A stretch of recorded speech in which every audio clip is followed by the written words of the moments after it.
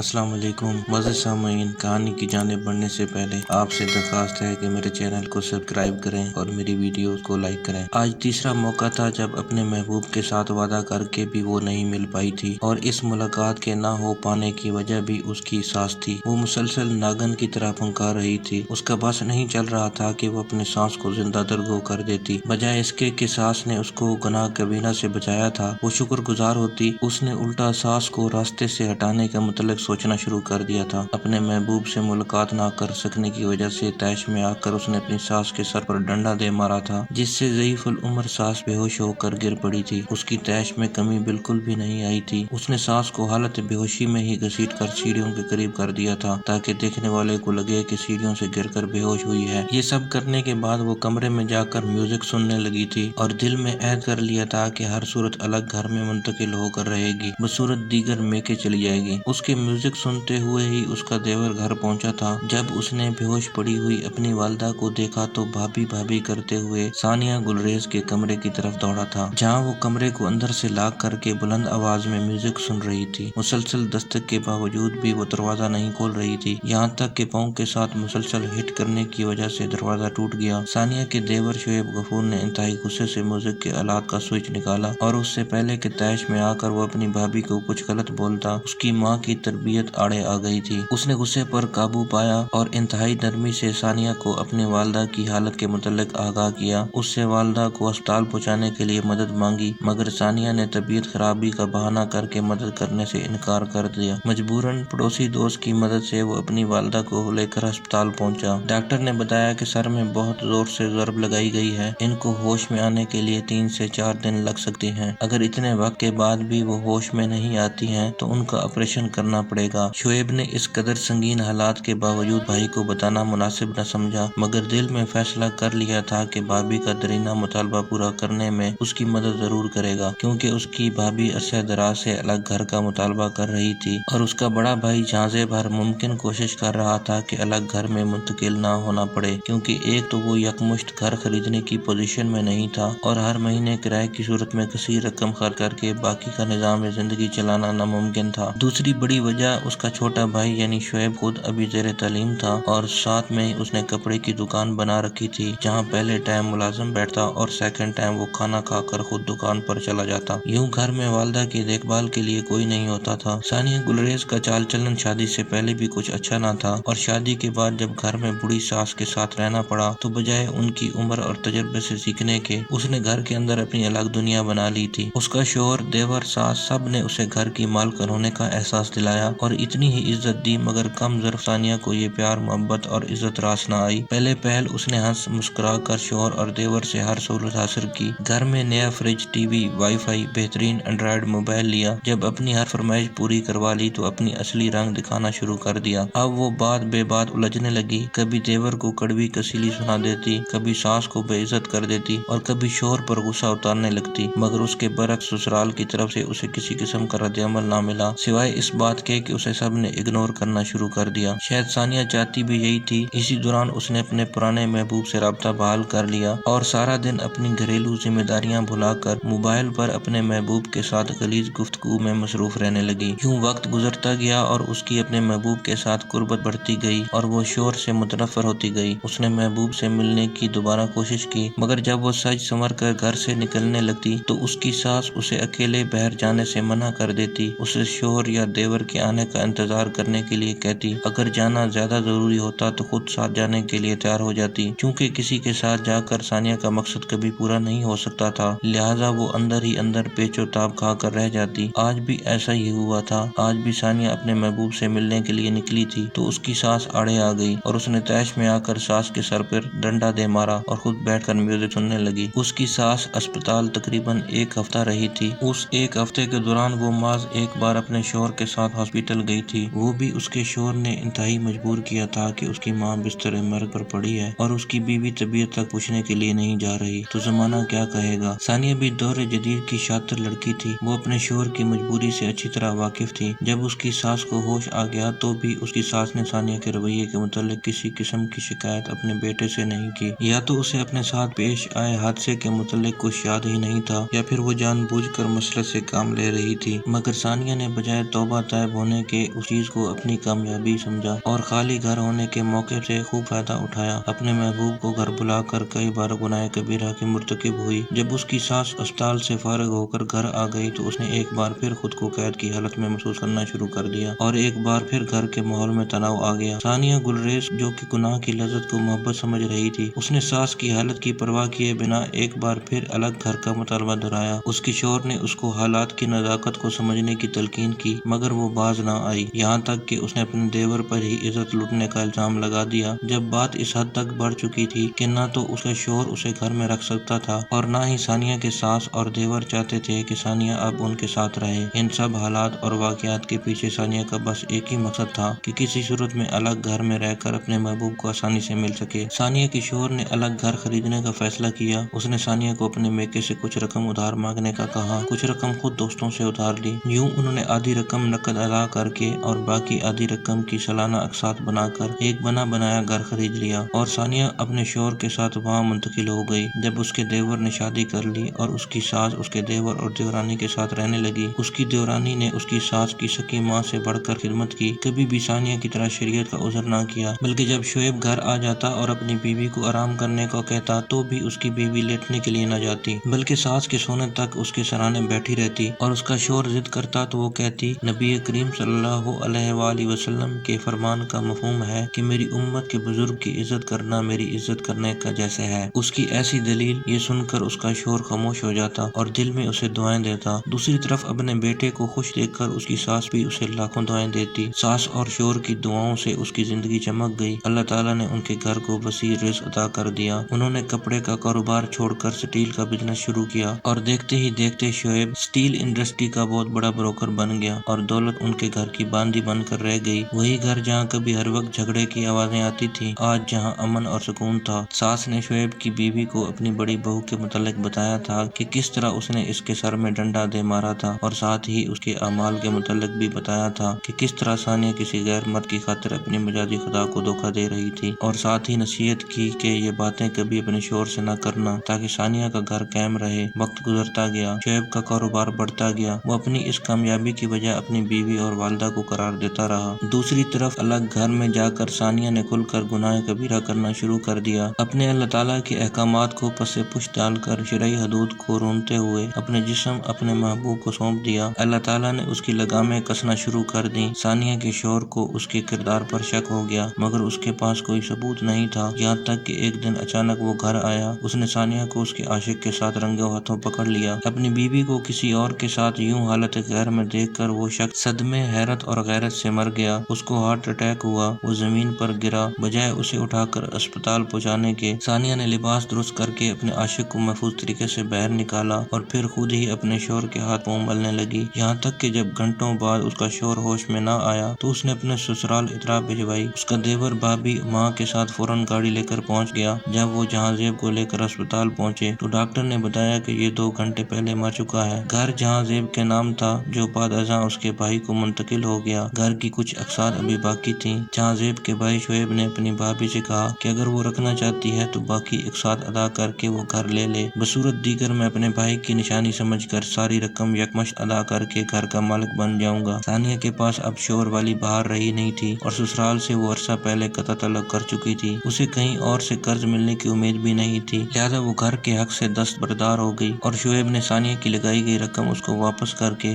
گھر لے لیا اور وہ رقم لے کر ثانیہ اپنے عاشق کے ساتھ چلی گئی۔ اس نے ثانیہ کو 2 سال بغیر نکاح کے اپنے ساتھ رکھا۔ جب وہ پیسے ختم ہو گئے جو ثانیہ کو گھر سے بطور حصہ ملے تھے تو اس کے محبوب نے بھی اسے چھوڑ دیا۔ اب اس کے پاس نہ میکا تھا نہ سسرال تھا، مجبوراً ایک فلاحی ادارے میں منتقل ہو گئی، مگر آج بھی وہ اس بات پر قائم تھی کہ الگ گھر کا مطالبہ کرنا شرعی طور پر میرے لیے جائز تھا۔ آج بھی وہ خود کو حق پر جبکہ اپنے شوہر اور سسرال کو ظالم گردانتی ہے۔ اس وقت وہ صدقہ خیرات کی رقم پر پل رہی ہے جو کبھی سسرالی رشتوں کو بوجھ سمجھتی تھی، آج ان رشتوں کی اہمیت کا احساس اسے ہوتا ہے، مگر آج وقت گزر چکا ہے۔ ثانیہ اور اس جیسے ہر کردار کو میری نصیحت ہے کہ وہ صدق دل سے توبہ طائب ہو کر اللہ کی رحمت سے کبھی مایوس نہ ہو، اور اب بھی وقت ہے وہ راہ ہدایت کی طرف پلٹ آئے۔